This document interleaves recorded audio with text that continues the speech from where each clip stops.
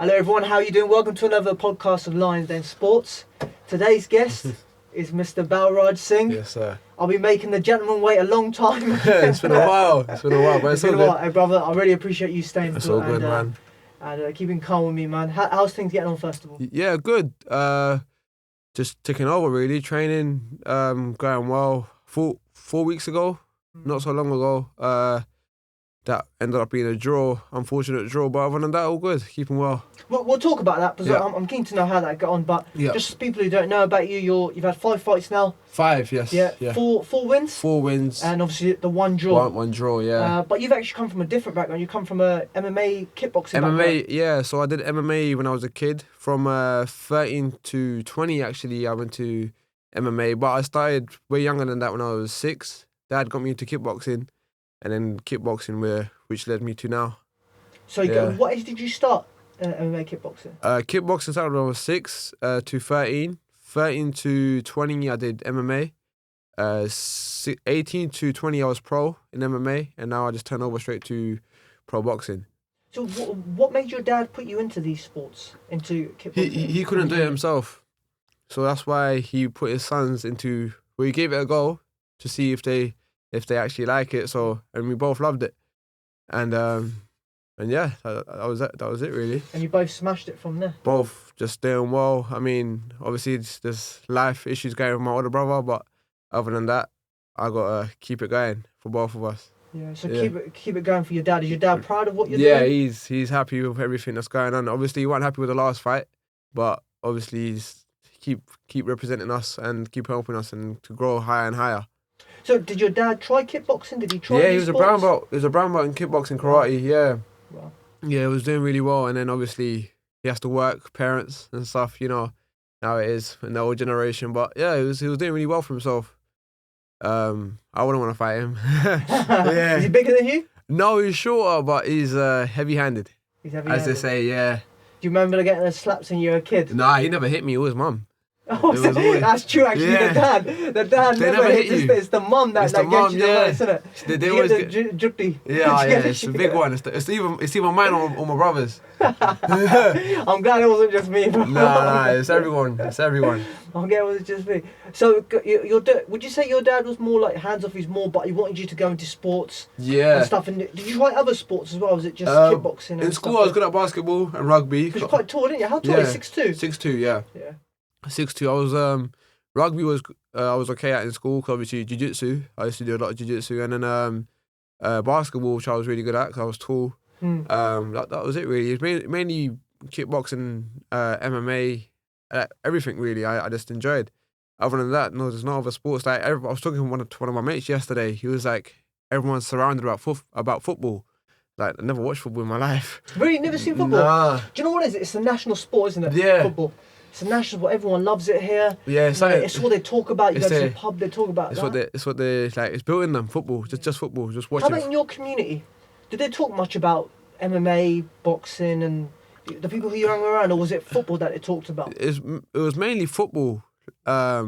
This player, that player, but now in our community now, because there's more up and coming Sikh boxers, and there's literally more like we're building up like a foundation of fighters. And there's big names that are coming up. We're just building up our name and going on TV like Shima. He's gone on TV and he's done really well. Done big things, yeah. There's another fighter from our area. There's obviously myself, West London boy who was on this podcast himself. That was Balraj Chima. Balraj Kara's son. Kara, that's it, yeah. Who was the other boy that you mentioned from your end? Inda. Inda Bassi, yeah. Yeah, I've done a podcast with Inda as well. Yeah, he's really good. He's getting up there as well. So we've got like a good foundation of us. There's more up and coming Sikh boxers, which you should look out for. But yeah, we're just gonna build up and hopefully get at least 1 or 2 world champions, if not all of us. Yeah, man, that'd be amazing. There's one other boy who's been really active on social media on his training. Someone called Gully. Gully, yeah, from Coventry. from Coventry. Yeah. It's a shout out to him because For sure. he seems to be training hard and he's got his debut coming up soon. In about 2 weeks, right? I think so. 2 weeks, Yeah, and he seems dedicated to his sport. Yeah, he's staying in the gym, keeping his mind into what he should be doing. Exactly. Yeah. Exactly. And at your age as well, you're 23? 3, yeah. So it's a good age to sort of develop in your career now, learning and progressing your career. Right. Hick, how about your boxing journey? What made you turn to boxing from all this? So I was in California when my brother got ill. Well, I was here, then he got ill, then I went to California the next year because I was already booked. So I was in Cali and my brother was like, I may not ever fight ever again because this is taking like everything going out of his body. So I thought to myself, so I'll come back here from America, and then I spoke to him. I was in Liverpool for a bit fighting, and then come back, and I just thought I'd switch over to boxing because he goes to me, I don't have it in me anymore. Like, I ain't got it physically in me because I've tried to spar him, I've tried to train with him, tried to take him for runs. It's not the same. It's not the same him. So I just thought, let me continue his legacy into boxing, keep his name on my shorts, keep his name, like, wherever I go is going to be with me. And just so people can know that I'm not fighting for just for myself, fighting for him too. And yeah, that was it really, just because of him. Nothing else. MMA is my favourite sport. MMA is because it's everything. It's real life. It's what you may get on the street, which I hope no one does. But yeah, boxing is because of my brother, and yeah, I do it because of him. What was that with you mentioned your brother. What is that with your brother? So he had leukemia in 2018, blood cancer, and he got over it, got a stem cell donor, and then came back again. And then that was the harder part when he started to lose his hair and stuff. So the first time when he got over it, he started to rebuild himself into boxing, started sparring with me and stuff. But then he got it again, and then that time really hit him hard. Started losing his hair and everything, and then now it's just obviously from level 100 to level 0, trying to get back to level 1 is really hard. So right now with his mental state, obviously it's up and down sometimes, but obviously he's alive and he's well. He's walking around, he's eating. That's what that matters to us. So forget boxing for a second. That's my job now. So you're representing. Yeah. You're representing him. Him, yeah. Not only myself, him and my dad. I'm representing. Yeah. They're the main reasons why I do this. Amazing, man. Yeah, thank you. Is boxing, was boxing his passion? Is that why you continued boxing? Yeah. And you didn't stay in MMA? No, it was his passion. So when he started fighting, his hands were the best. Like, he won the Wacko Kickboxing British Championships with his hands. Like, he would throw kicks because you have to throw this many kicks in kickboxing. Yeah. But then he would just beat people up with his boxing. That was his forte. Even in cage fighting, he was a cage fighter as well. Beat people up with his boxing. Went to boxing, went to 4-0 with 3 KOs. He was a big 6'5" cruiserweight, which many believe that could have been the first Sikh world heavyweight champion or cruiserweight champion in boxing. But I guess only time will tell if that can still happen or not. Mm-hmm. Yeah. And he's 29 now, right? 29, yeah. And how long did he box for? How many belts did he have himself? He had, I think, 8 amateur boxing fights, and he had 4 pro boxing. He boxed professional as well? Yeah, boxed pro. He had about, I think, 50 odd semi-pro kickboxing fights. I think he had 2 K1 fights, about 10 or 12 pro kickboxing fights, 5-time British champion. Done a lot for the game. Been through everything, done everything. How about in the community? How is he sort of seen in the community with all these achievements that he's done? When he was fighting, everyone wanted to know him.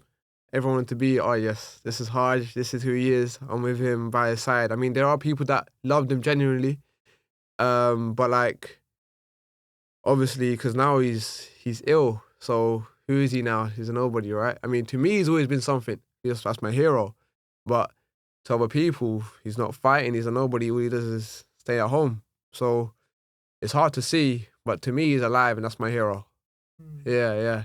Amazing, man. And you've shown that is through your dedication to try a different sport. Yeah. In his name and in his honour. Yeah, for sure. And how is your boxing sort of ability growing? How is that? Perfectly. I mean, I got one of the greatest team I've been a part of. Comparing to this team, probably like AKA from America, but this team I think is the best team I've been in England because got a good coach called Terry Stewart, literally the best boxing coach I've had. Got a good team around me. Got Linus Udofia, who's a British. Yeah, is he British? Did he? British champion. Do you know how I know Linus? Sorry, man. Sorry to interrupt. That's cool. He fought one of my very good friends, Eric Nwangwu. Right.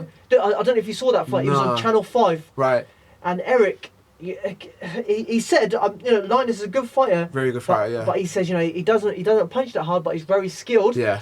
And what else? Eric trained like a week for that fight. Right. I'm like, why'd you do it for? He said, it's just give me good money to fight. Money, right? Yeah. But Linus, he says he could have bit, but Linus is a good fighter. That's all he can go down.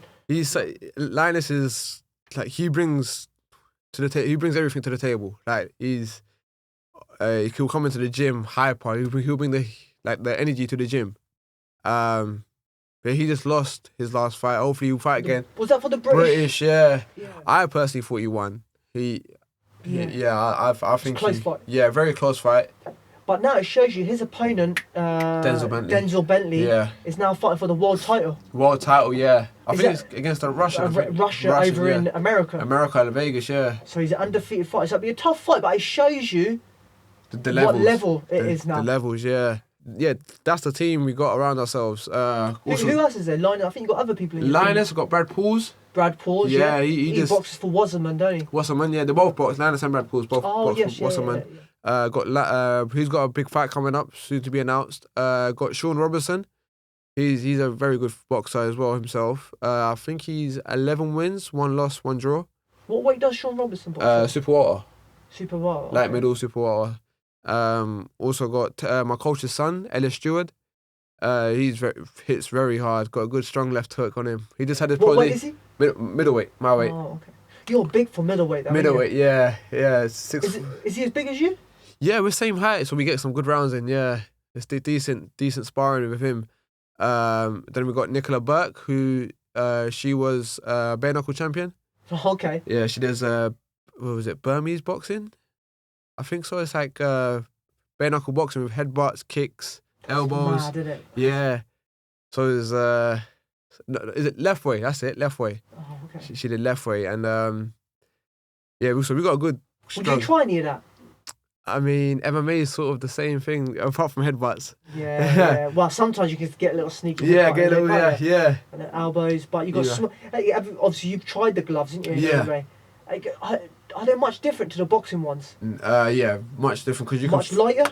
Can you feel it through? Lighter, and there's very little padding. That there's no padding into the glove. It's like bare knuckle boxing basically, but just with smaller gloves. Wow, man, that's a brutal sport, isn't it? That's a brutal sport. I mean, it's fun because it's real life, right? It's just not boxing where you have big gloves. I mean, boxing's real life as well, but I personally, boxing's more skill. It's more skill in boxing. MMA is you're swinging, doing all this kind of stuff. But I basically prefer MMA more than boxing. But how companies like UFC, and there's one in there's a few other ones around the world now. How they're building up UFC is incredible. From how it used to be. Yeah. Like when Ken Shamrock and all these other people were in there. They were different. I used to watch it. I was like, what is going on? It's crazy. And how they've developed it, is pretty good. But what we're gonna see is everyone's dissing boxing. Like boxing's bad for your health. Boxing's bad for this. You're gonna see what health benefits in the next 20, 30 years. Right. UFC and all these other sports have had on fighters. Yep. Because it's a new sport, right? It's only been around for. I say about 20 years. I say maybe longer, 30 odd years, I think. But the main character who built the MMA to become what it is today is Dana White. Dana White is the reason why UFC is what it is today. Not Conor McGregor? I mean, Dana White built up the whole organisation, and Conor McGregor, I think he took it to the next level. He took it to the next level. I think, Conor is the reason why UFC is, earned, a lot of money from other people, even with pay-per-views, ticket sales and stuff. Conor made it to what it is today. Yeah, definitely. Have you But earlier, before we talked about this pod, you said you've trained with a fair few top Yeah, athletes yeah. yourself, and I was like, whoa. Yeah, so... You mentioned the names that you said, man. So when I was 19, I spent 3 months in California, San Jose, which is actually the best 3 months of my life. I can imagine. Yeah. So went to AKA. Said I was there in 2017. I went there for a week. That was my dream to go to AKA. Went there for the World Championships the week before that in Long Beach. Then I went to this was 2017. I was only 17. Then I went to the Worlds. And then I went to San Jose after that. Went to AKA. Then I made like a little a bond with them. So 2 years later, went there for 3 months. First week, go there, and literally from jiu-jitsu, you have an hour in jiu-jitsu and you have 2.5 hours in the pro practice. And you got Khabib, DC, Daniel, Cain Velasquez, you got Luke Rockhold, you got Javier Mendez, the head coach. You have all these big people and you're just sitting there in your own corner being like, oh, I'm actually here, man. I've done it now. Like, I'm here, you just got to put your grind to it and just stay focused, don't mess around. Wow. How did that come about, you going to LA or California for 3 months? It was a dream. It was a dream that I wanted it to come true. I said to Dad that early on in 2019, Dad, I want to go to America. I want to train with Khabib. He was like, let's do it. And then went there on my own, by myself for 3 months. Lived in a house, massive house. The guy I stayed with, his house was literally his good house, and he would be at work from 8 in the morning to 2 at night. So I'll have the whole house to myself. How did you meet this guy? 2017 when I went there for the week to San Jose. I called him. His name was Bhaskar, a Hindu guy from India. I said, Bhaskar, I'm coming here for 3 months. Can you sort me out? He's like, yeah, cool. Went there, said like $350 a month. I was like, perfect. And then So he said $350 per month. Wow. Yeah, like literally 10 minutes from the gym. And I had a good life out there, man. Like on my own, in my own headspace. No messing around, no going out, no girls, just doing my own thing. That's what good vibes out there, man. And what does that sort of environment teach you? Discipline, because there's levels to the game. You think in England that, in jiu-jitsu maybe higher, or in MMA you might be one of the best, but when you go to these kind of places like AKA and you spar with Islam or Khabib or his whole team, you realize you're literally like down here. There's no way you can be up there. But you learn your ways. How was it sparring? You said Islam, you said Khabib. Oh yeah. How was it sparring these guys? I take it you're considerably bigger than them as well. Yeah, I'm taller than them, but Khabib's forearms are like twice the size of my legs. Are they really? They're very big, yeah. What weight did he used to make? 145? 155. 155, Yeah. 154, something like that? Yeah, 155. They were something different. I mean, I only got to roll with, spar with him a couple times for jiu-jitsu. We had some jiu-jitsu rolls, and he's something different. He is. Like, I mean, I sparred his cousins. They were good, but not as, What made him stand out?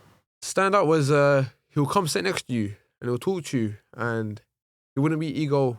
There'll be no ego. Oh, this guy's better, so I don't want to talk to him, or this, that. Or I'm the best in the world, so I don't want to talk to you. I was a new kid. Obviously, I'm okay at what I do, but I'm a new kid to the gym. I knew a couple people there, but he would come sit next to me, be like, B, or they used to call me Bobby in California because they couldn't say my full name. So he used to be like, Bobby or B, how'd you find it today? Because it would be wrestling. I've never done wrestling. I've only done BJJ or MMA. And then, he's like, how'd you find it today? He would explain what I've done wrong or done right. And then, so we'll go to everyone individually, and then, it was good. Good experience, good learning curve, good to have someone who's that powerful to talk to you and tell you how it should be working, how you should be in life. And it's good experience, man. Especially at a young age, by yourself, doing everything by yourself is good, man. I loved it. Yeah, man. And all that responsibility you had in your head about food. Did your dad go out with you or not at all? He didn't? No, I said I just want to be alone. I just be by myself. I don't want no one coming out there. I don't want nothing happening. I just want to be by myself, live my own life, and I did. Was it spiritually awakened, it sounds like? Was it something that it gave you? Because California, I can imagine, is quite a distracting place. Yeah, it was. At the beginning, I thought, shit, how am I gonna cope? Cause I'll be at Starbucks and then my head will turn and be like, so I'll be like, yeah. So I'll keep myself to myself more time, so I wouldn't get distracted with anything that's going on around me. So I keep people around me that are only fighters. But yeah, that was it really. Couldn't do anything else. just focus. Just focus, cause that's the only reason I'm there for. Like I said, I wanna conquer my dream. So I said that to my dad. So dad ain't wasted that much money on me, or invested that much money on me to go out to California to mess around, go out drinking or doing anything like that. Yeah. Because I'm not even legal out there. 21, isn't it? 21 over there, yeah. But yeah, the best thing anyone could ever do. I mean, if you got a dream, make sure you follow it, and then make sure you get something out of it. Yeah, man. Well, what's really refreshing is that the support that you got from your family. Yeah. It sounds like they supported you. Like you said, I want to do this, and they're like, yep, straight away, let's do literally. They were on it straight away. They never said no. If anything to do with fighting, do it. Yeah. Because for anything else, how about education? What did they say? I mean, they forced me to go to college. I went there for induction week. I just thought, nah, man, this ain't happening. Cause I'll wake up at like 7 or something, and then be at college for 8:30. I'll be like, this ain't a life, man. Staying there till 5 o'clock at night. There's no point. Like literally, I learned nothing in school. I mean, I learned how to write, read, of course. Made a couple friends, and that was it. There was nothing to it really, for myself, because I never really paid any attention. Because I always thought fighting was the way, because I was actually quite good. And then yeah, this is where I am today, because just kept my mind focused on what I wanted to do. Yeah, man. So refreshing to hear. So, people like you who started fighting from a young age, and you've kept that going. Kept that passion going, obviously in a different sort of sport. Of course. But it all requires the same discipline, doesn't it? Like if you're doing kickboxing, if you're doing boxing... Same mindset. Same mindset. Yeah, it's just different skill sets that you're improving on. Yeah. And your boxing sort of skill set, what's the main things that you've sort of learnt from the people around you in the gym? Discipline. Discipline was the main thing I learnt. Staying humble. Is that from Linus and these sort of boys as well? I've been training with big people, but not in the UK. Obviously, I had to fly over. But when I'm doing stuff that I love around big people, and I live here, and I come back home and I think, shit, boy, like this guy's like this. I should be like him. Like, I should be like this. I should be talking like this. I should be, living my life rather than focusing on one thing, doing one thing, thinking I regret this and stuff. These lot have done it all. They're all older than me, and they just showing me how they live life and what I shouldn't do, what they did wrong, and try to make it right, and not to fall off onto anything else. Yeah. Does your dad come to the gym with you regularly? No. Dad's at work. Mum's looking after my brother, so I go to the gym on my own. I got Terry Stewart. He's like a father figure to me. Terry Stewart is he's something different, man. I don't really think them as a team. I think them as my brothers who have brought me up for the last 2 years into the guy I am today. Yeah, man, there's something different. In just 2 years. That's something unique about boxing. That's something that we all got from boxing is that camaraderie. Yeah. Is that togetherness with a group of people that you all... Well, certainly in the amateur gyms, right. It's like that.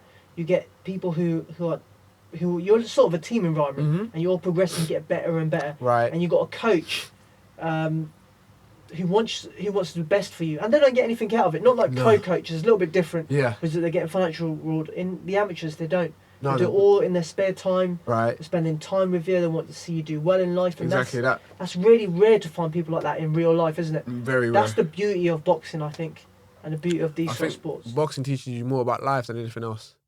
I think so. I think it teaches you more positivity, because you're going to... People say when you're going through something, go to the gym.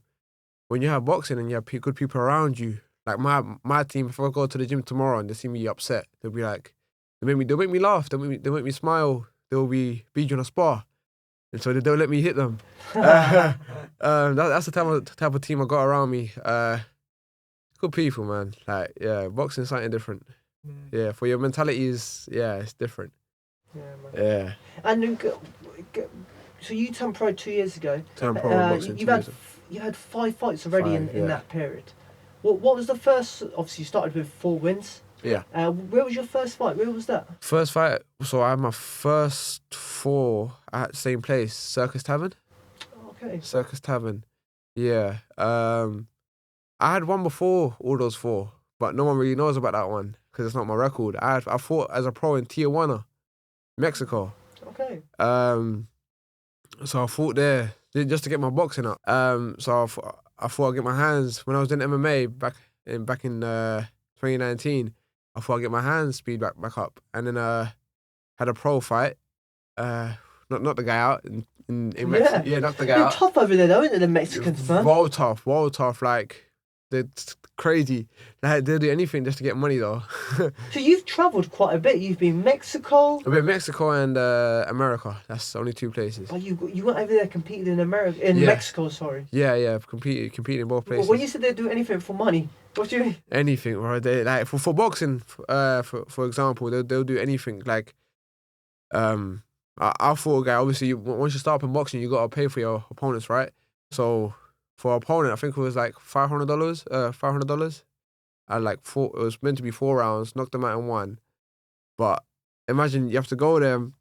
So you don't need to do no medical, no nothing. You go there, pay $50 for your license, $250 for your medical. That's like £100, and then it's all on the same day. Wow. Yeah, so $50 for your license, $150 for your medical, and that's it. You piss in a cup. They take some blood, and that's it. Done. Are you okay? Okay. Yeah, done. Literally, that's it. That's what they do. Like, yeah. What made you go to Mexico and want to fight over there? My brother fought there before he got cancer. He fought in Tijuana. So when he was living in Vegas, they sent him over to Tijuana to fight. So while he was in hospital, he was calling up these Mexican promoters, like, can you get my brother on? So yeah, so I went out there. They looked after me, and They looked after you, yeah? Yeah, well good. Yeah, so I had a coach out there, Aldama Muay Thai. That was his team name, Aldama. One of the biggest Muay Thai clubs in Tijuana, and they got me under their wing, and they did really well with me. He was in my corner, and then before the bell rang on the first round, he whispered in my ear, "Do it for Haj," which is my brother's name. Yeah. And I was like, all right, cool. That switches something on mentally, doesn't it? Yeah, and he slapped me hard on my face, that do it for Haj. And then it changed my whole mindset. I'm like, I'm going to beat this guy up, but all right, cool, let's just go for the rounds. But then when he said do it for Haj, I was like, I'm going to kill this clown. Like, don't care who you are. But yeah, that was a really good experience I had over there. Yeah. But yeah, 4 fights at Circus Tavern, and the last one was at Civic Hall. That was under TM14 Promotions. TM14 Promotions, yeah. And I noticed you had paying homage to Sidhu Moosewala. Yeah. Well, this is my second fight now where I have Sidhu Moosewala walked out with me. Obviously, a little tribute to him, just to show that he's still with us today. I mean, I walked out with his T-shirt.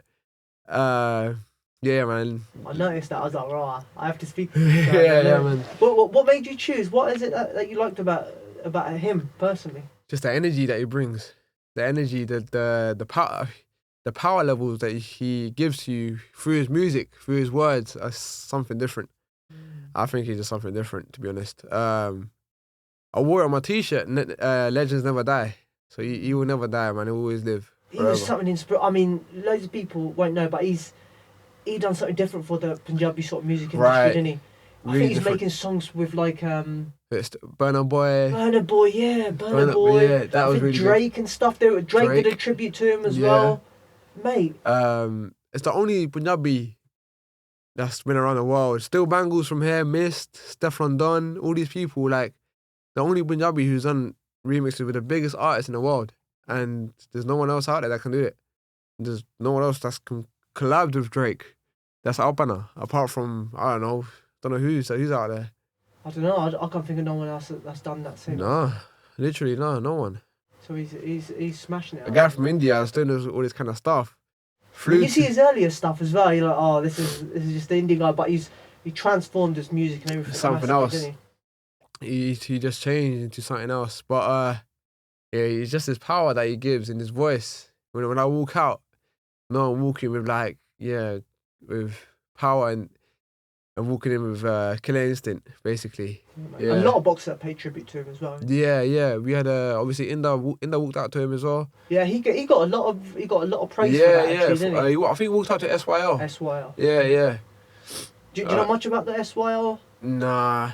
SYL movement. No. It's quite political. It's political, very right? political. Yeah. How they're spreading the water, the water from the Punjab, spreading it across to Haryana. Right. Which is another state in India. Right. And basically, what it's saying is that if it keeps doing it, there's gonna be no water left in Punjab. Right. Which you can't really call Punjab. So Punjab means 5 rivers, right? Yes. And you can't really call it that because all the water's gone there. It goes something else. Yeah. So they're saying put stop to that. Don't give them any of that.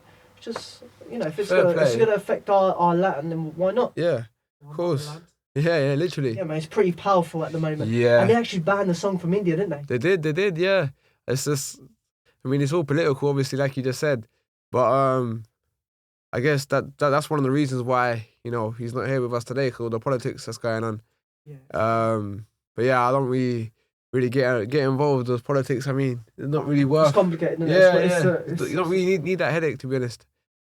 Don't really need nothing like that. But we just stick to our boxing. Stick to your boxing. Yeah. Stick to your boxing. What we know best. Did you see the boxing from last weekend? Which one was that? Savannah Marshall. Savannah Marshall one. Yeah. What a fight that was. That was wasn't crazy. I actually thought Savannah won.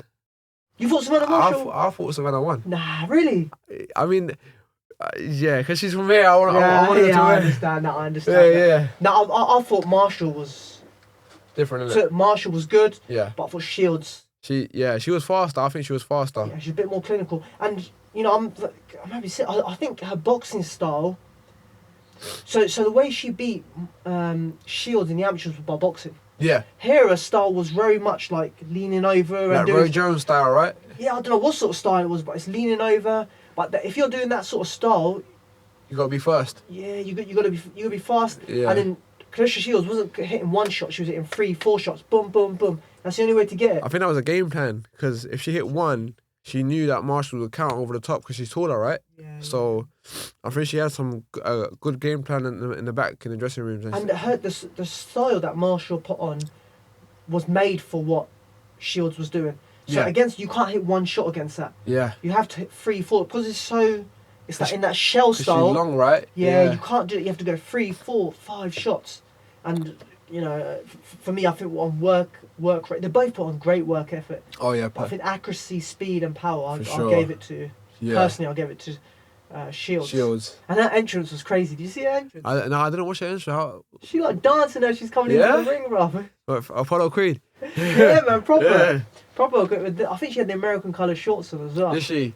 Yeah, man. Fair play, man. So she's repping. There's been a lot of boxing on recently. A lot of boxing. I think it's because it's gonna stop soon because the World Cup in December. Yeah, man. So I think there's not gonna be many tickets sold. Yeah, man. So I think it's just this month and next month, and then December boxing's finished. Yeah, which is probably right. Well, they're talking about Anthony. Is it Anthony Joshua? They're talking about him fighting December 17th. Then they're talking about Tyson Fury fighting Chisora on the 3rd of December. Yeah. It could be a busy. Which is, I think December's a crazy month to get boxing in, because you got the World Cup. You got everything that's going on. But it could happen. But I don't know about Joshua. What do you think about Joshua? What do you think about his next steps?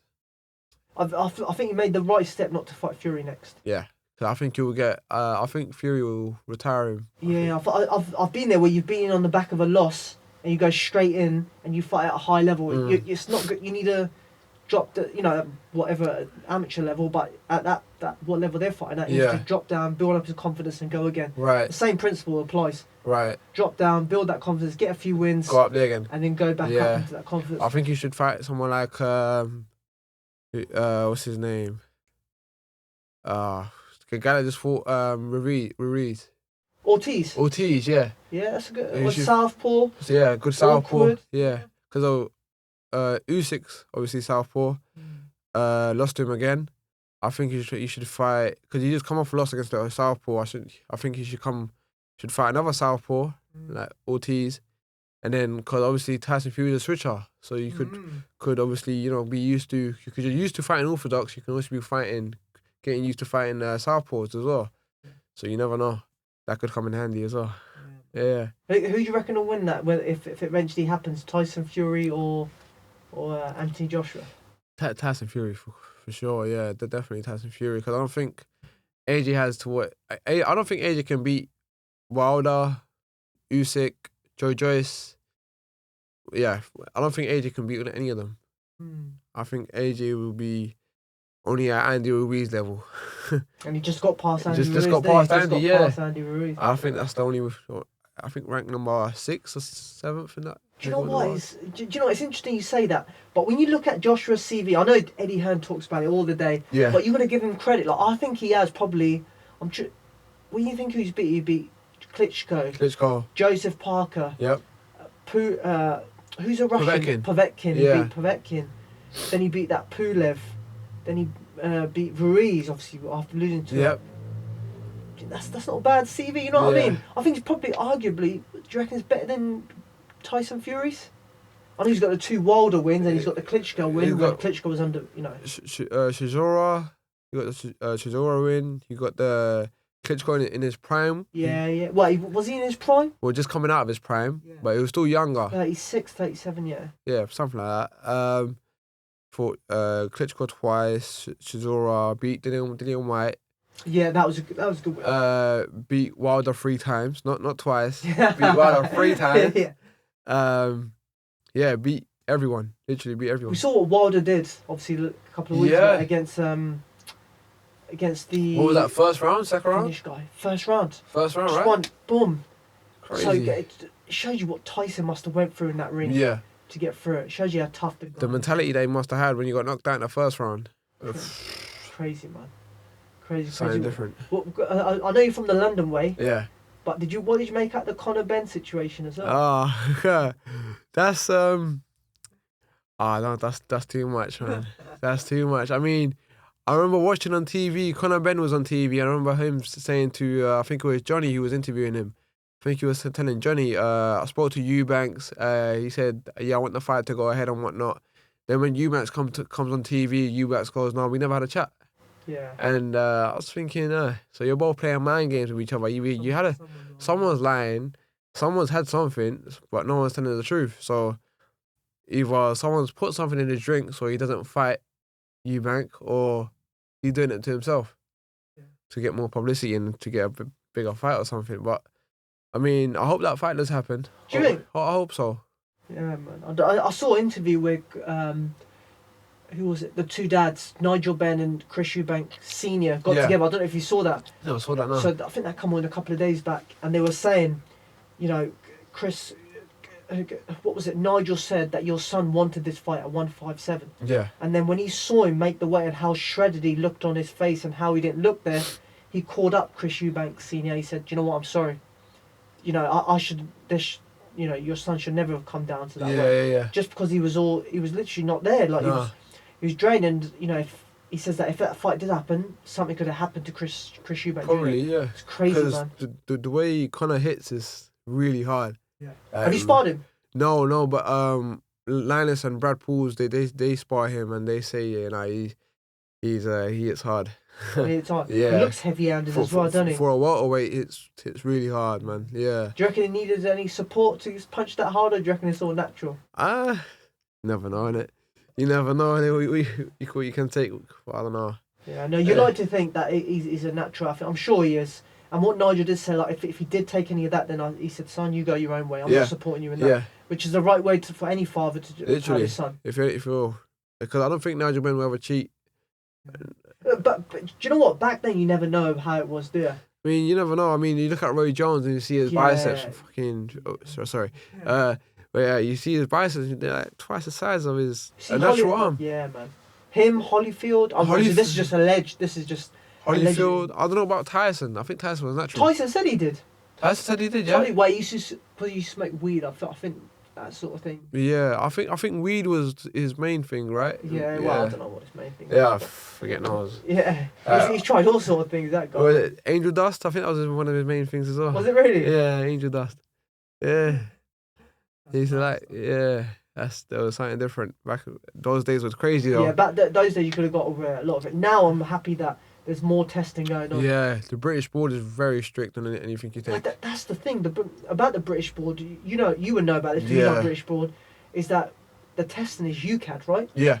Whereas the world anti-doping is VADA. VADA, yeah. So in the UCAD test that didn't pick up, but in the VADA that test picked up. Obviously the UCAD confusing. They wanted him to fight. Obviously they're his people, right?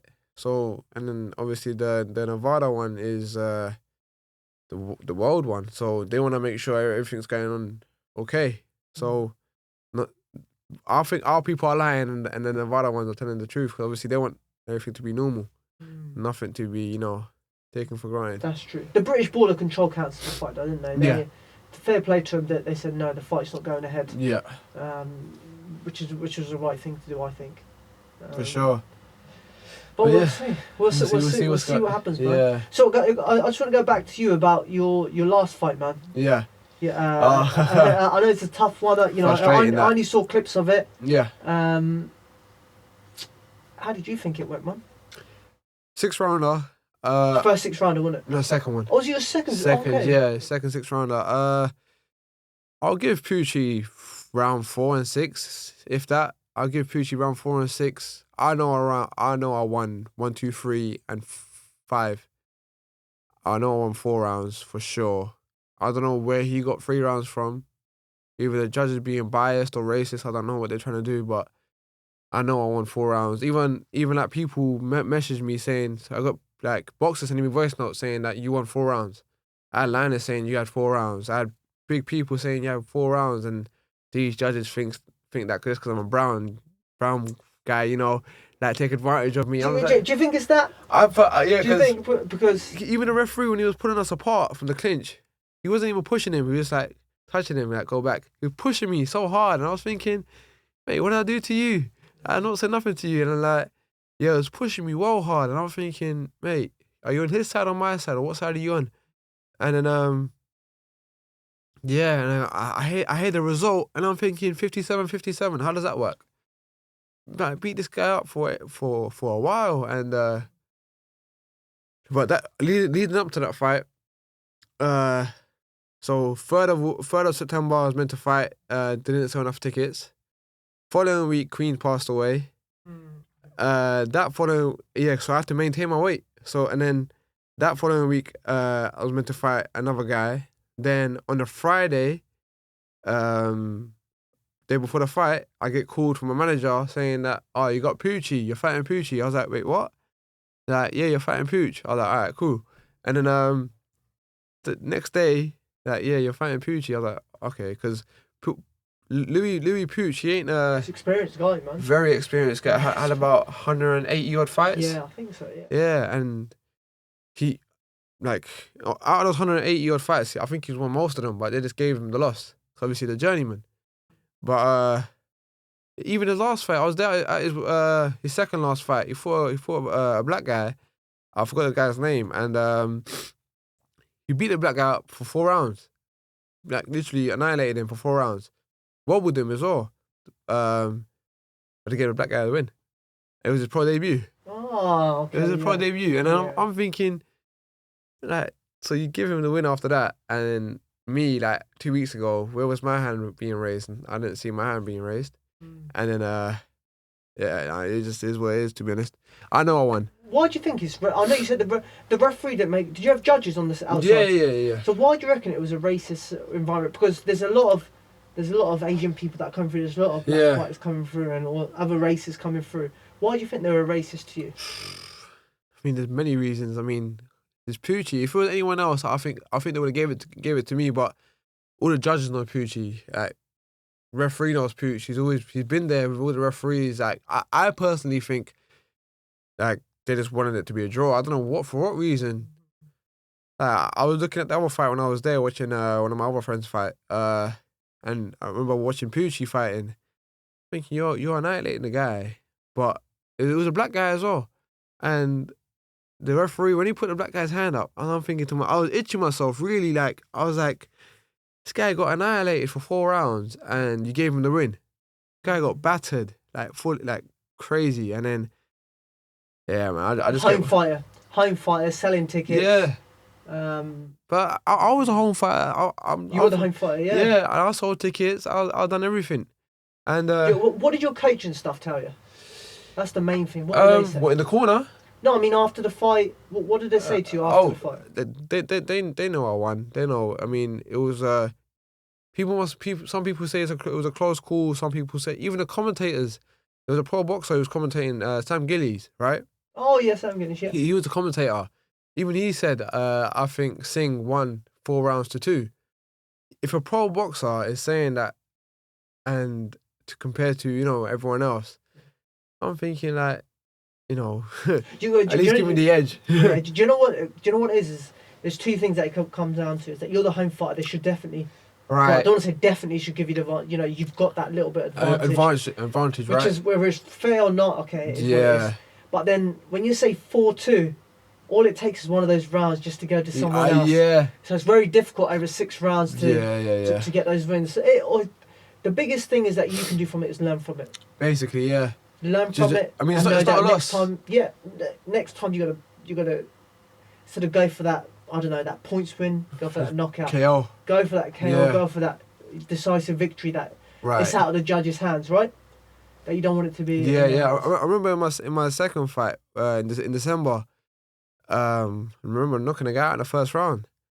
But I had a good mentality back then. But then I think for this fight, leading up to the fight, I had a lot of other things on the side that were going on in my life. But other than that, I think my mind wasn't in the ring. It was like 70% in the ring, 30% outside life. So it was a bit off. Was it with family and stuff? It was more about family and stuff, other stuff that was going on in my life. But obviously, yeah, I mean, it is what it is. Hopefully in the next fight, I'll be back to my normal self.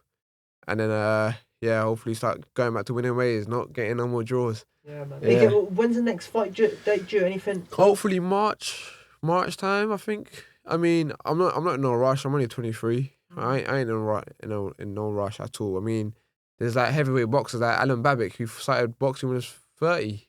Did he really? He turned pro when he was 30, yeah. Wow. Yeah, he turned pro when he was 30, 31. And I'm only 23, so I don't want to get my head bashed in.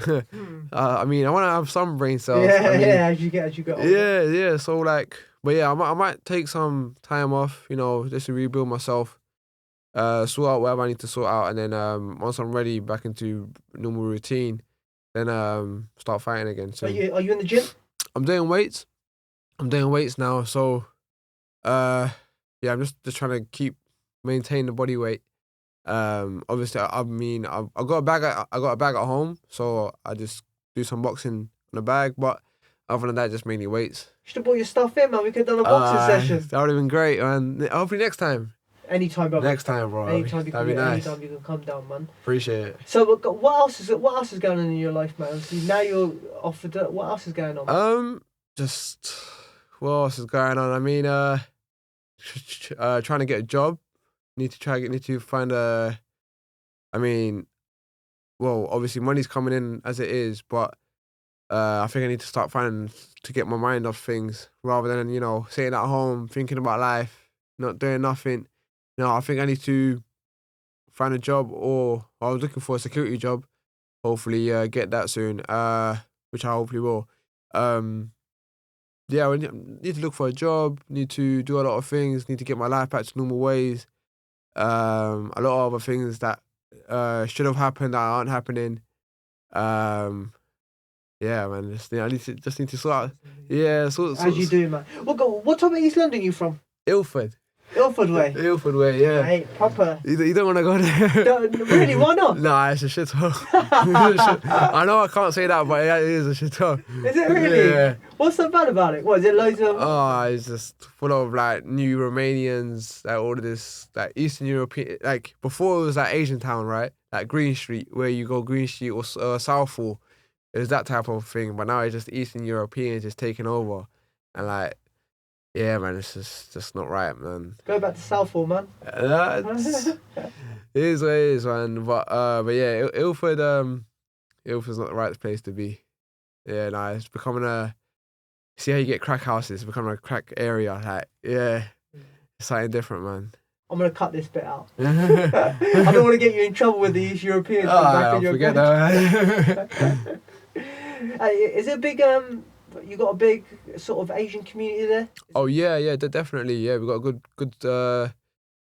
I mean, I know everyone in my area, so everyone, whenever I walk outside my house, people are like, what's going on? What's going on? I'm like, yeah. That's nice, isn't it? Oh, they always show that whenever everyone says hello, it's always respect. That when you're next fighting, or like, I walk into Mackey's when I'm not fighting, I'll be like, what are you doing here? You should be training. So, yeah. Lay down snack. Yeah, that's why I try. Whenever I go to Mackey's, I always go like 12 at night because no one's there. So. But you know what? That shows you how much love people have got for you. Yeah, for sure. For them to say, like, yo, you shouldn't be here. Yeah. Yo, you know, why are you here for? Yeah. Whereas back with me, you know, in our culture as well, is drinking's big. Drinking's massive. And like when you're training, you got a fight coming out. You're like, guys, yeah, listen, we're having this. Terry, what do you want?